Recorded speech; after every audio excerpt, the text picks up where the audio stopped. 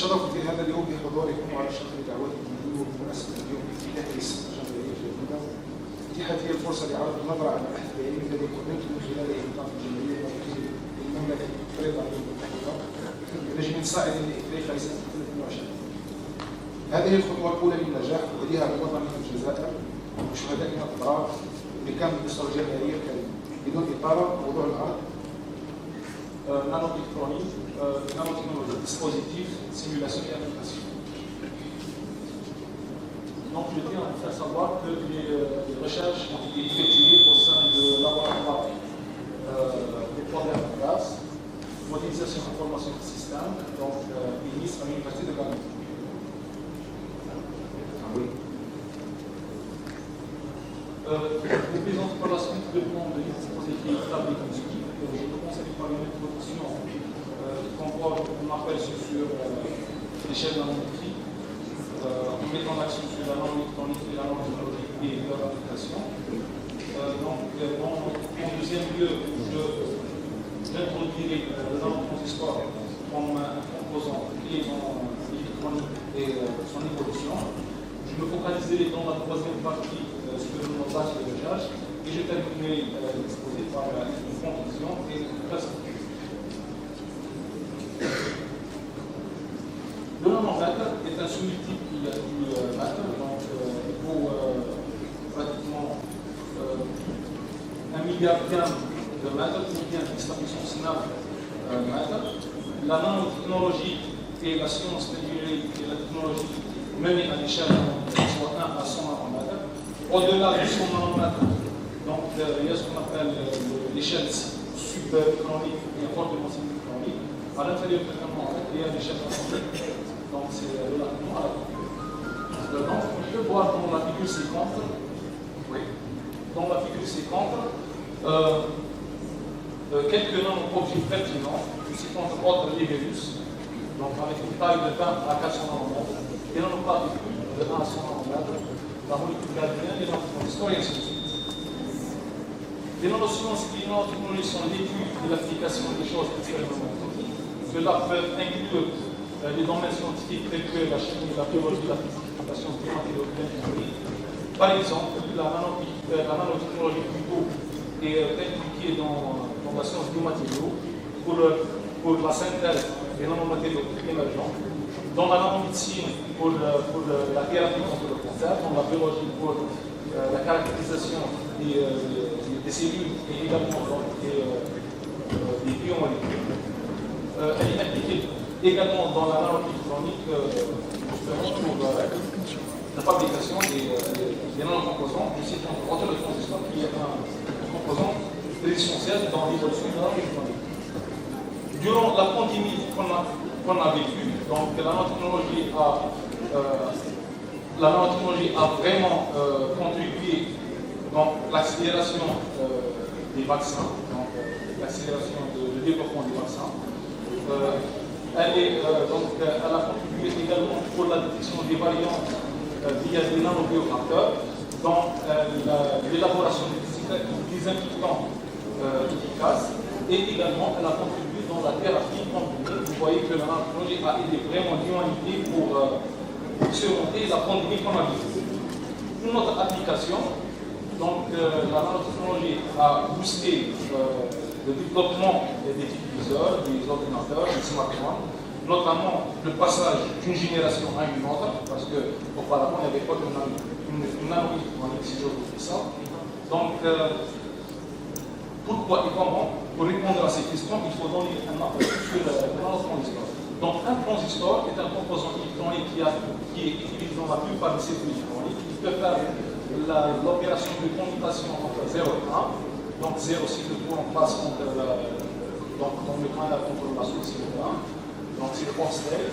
1 si le courant passe, c'est 1. Si le courant ne passe pas, c'est 0. Donc le on state est on state.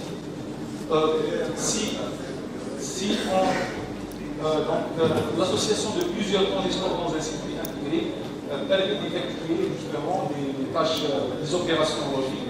Et si on augmente le nombre de transistors dans un circuit intégré, ce circuit intégré peut effectuer des opérations logiques plus ou moins complexes et des opérations logiques avancées. Donc, sur ce, on évoque la loi de Moore. C'est quoi la loi de Moore? La loi de Moore implique que les ordinateurs deviennent au fil du temps petits et rapides. Ce paradigme implique que le nombre de transistors dans un circuit intégré double environ tous les 2 ans. Vous voyez la croissance du nombre de transistors au fil du temps. Par exemple, dans les années 70, le premier microprocesseur a contenu pratiquement quelques milliers de transistors. Et donc maintenant, dans nos smartphones, il y a des milliards de transistors. Donc vous voyez l'avancement technologique et le progrès technologique.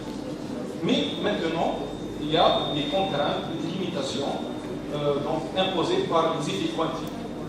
Pourquoi? Parce que les nanotransistors atteignent des tailles donc critiques, environ de 7 nanomètres.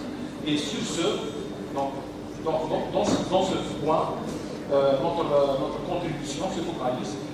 On est en train de proposer une nouvelle architecture de transistors justement pour prolonger la durée de vie de la loi de Moore et pour servir la nanoélectronique moderne.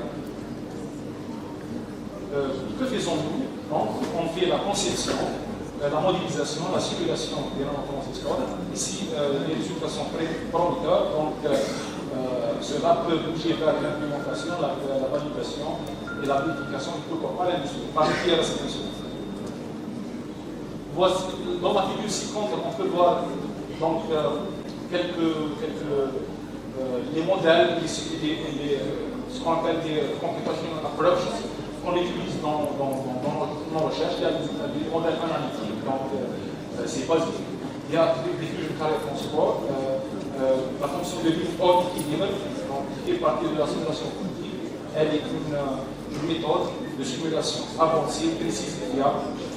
Pour les propriétés électroniques des matériaux, on utilise beaucoup plus tight approximation et on alimente beaucoup plus la newtonienne par la DFT dans cette fonction théorique qui est bien connue par les physiciens.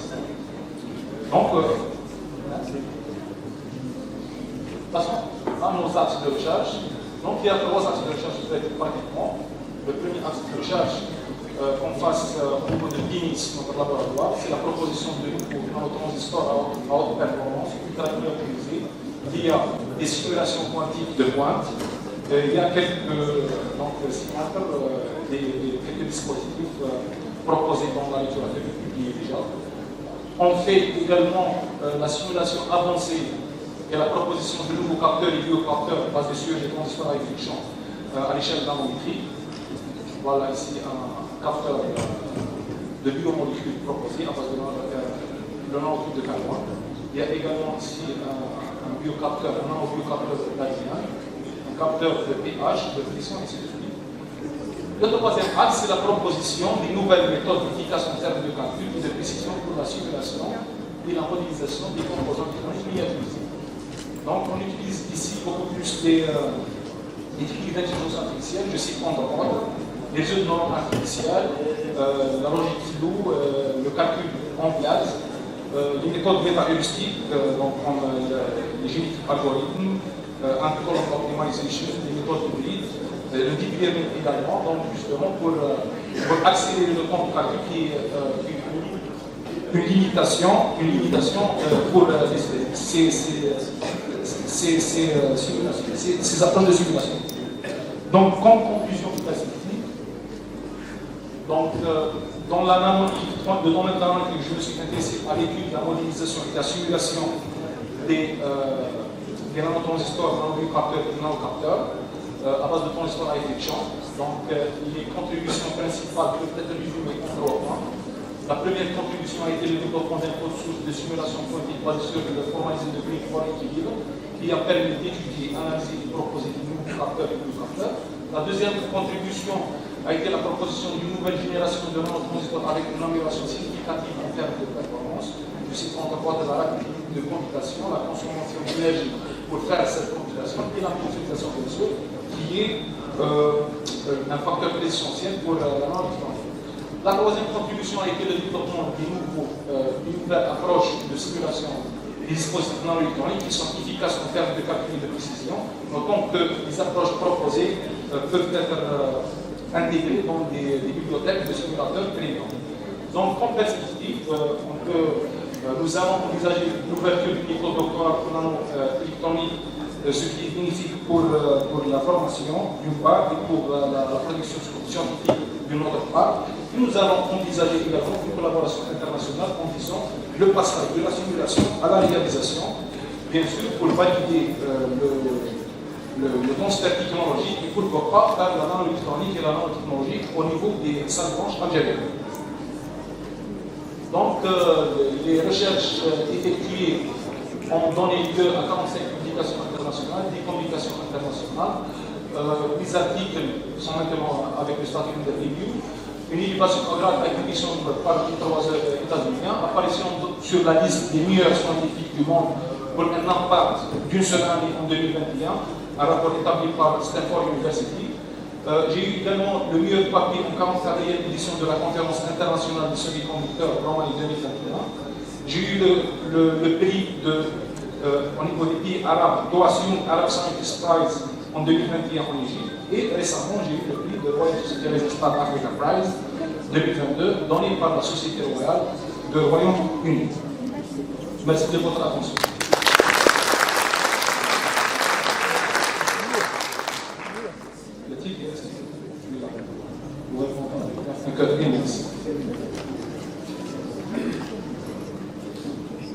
Les questions.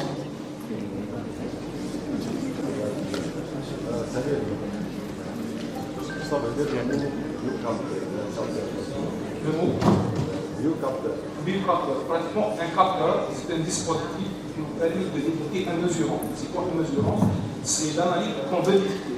Un biocapteur, c'est un dispositif qui nous permet de détecter un mesurant biologique, comme l'ADN, les anticorps, les antigènes, ainsi de suite. Donc, le biocapteur, c'est vers la biologie beaucoup plus. Un capteur, c'est vers les mesurants physiques.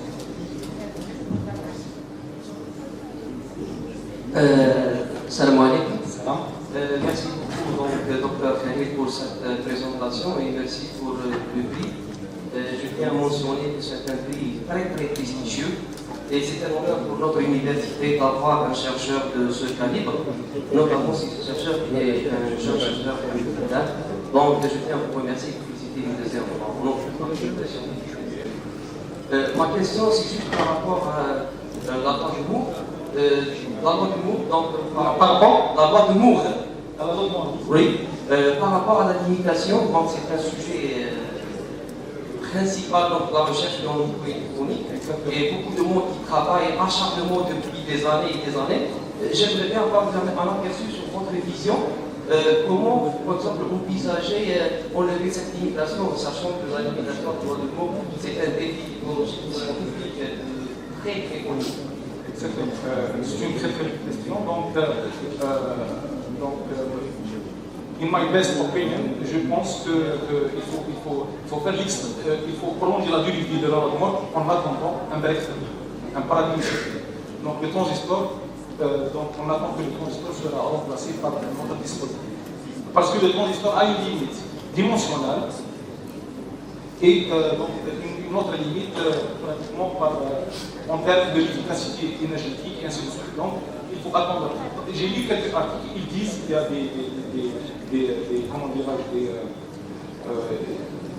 des parades dans ce domaine qui disent qu'il faut attendre un breakthrough, un paradigme shift. Donc un changement radical de science. Sinon, il y aura une limitation. Est-ce que vous n'avez pas pensé par rapport à l'ordinateur quantique? L'ordinateur quantique, donc faire des transistors à la base de la physique quantique. Oui, peut-être, mais la notion de dimension demeure la même. Parce que, comme j'ai bien dit, pour pouvoir avancer, il faut miniaturiser, pour maximiser le nombre de transistors au niveau des circuits intégrés, ou bien ce qu'on appelle en anglais integrated circuit. Donc il faut maximiser le nombre de transistors. Si on maximise le nombre, il faut faire de la miniaturisation. Il y a pratiquement une limite. Ça tombe vers zéro. Donc il y a une limite. Une limite physique. Donc il faut attendre un breakthrough.